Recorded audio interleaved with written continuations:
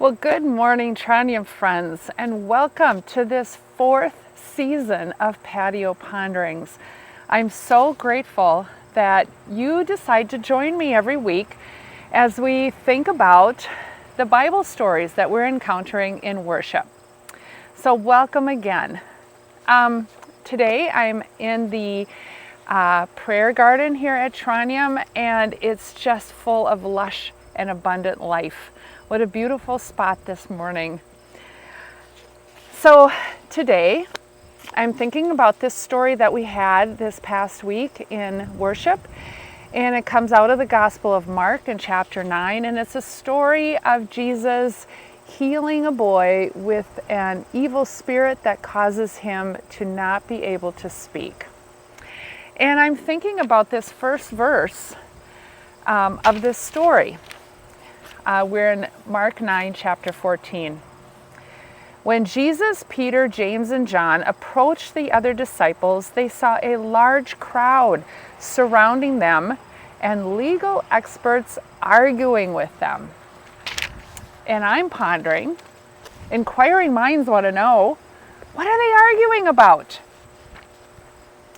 So first, let's think about who's arguing. It's the disciples are arguing with the legal experts. And so we need to understand that the legal experts referred to here are not experts in civil law. They are experts in the church law. So that encompasses a broad range of things. It encompasses the first 5 books of the Bible and all the stories that are in there, including the 10 Commandments, the 619 laws given in Leviticus, as well as just the church traditions and how they do things. So this is more religious and church law that they are experts in. Now, what has just happened here is that the disciples had tried to heal this boy and they were not able to.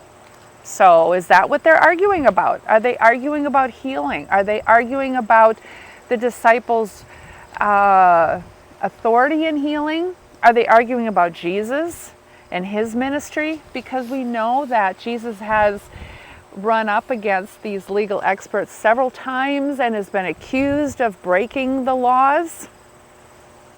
We don't know what they're arguing about. But it brings to mind the arguments that we have in our faith communities, and we do have arguments, and they materialize in a broad range of things. I mean, we argue about what coffee to serve in the fellowship time, what color the carpeting should be, what kind of music and liturgy we should have in worship. And they get into deeper arguments, theological arguments. Who should have communion and who should not? What kinds of things should a member of the church be able to do and versus non-members? Should we do weddings for those in the LGBTQ community? Now, what happens in this story, in the midst of this argument, is this father whose son has been suffering his entire life comes forward and just goes to Jesus and said, "Please heal my son. Please have compassion on us." And I think that's such a good reminder for us. While it's so important to have integrity in how we live out our lives as a faith community, too often we get bogged down in our arguments and we forget that there are suffering people in our midst. There are people who need healing in our midst. And so I think that's a good point for us to ponder. Do we, as a faith community, do we as followers of Jesus get so caught up in our arguments that we forget to love our neighbor? I think that's worth reflecting on.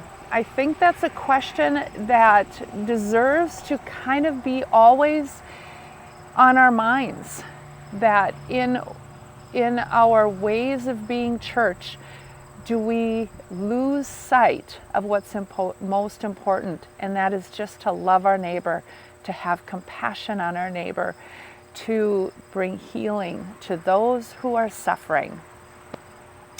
So what do you think? What do you think Jesus and the legal experts were arguing about? What do you think about where we draw the lines about arguing and just simply loving our neighbor? As always, I'd love to hear what you have to say.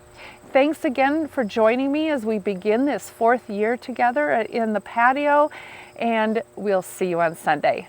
Bye.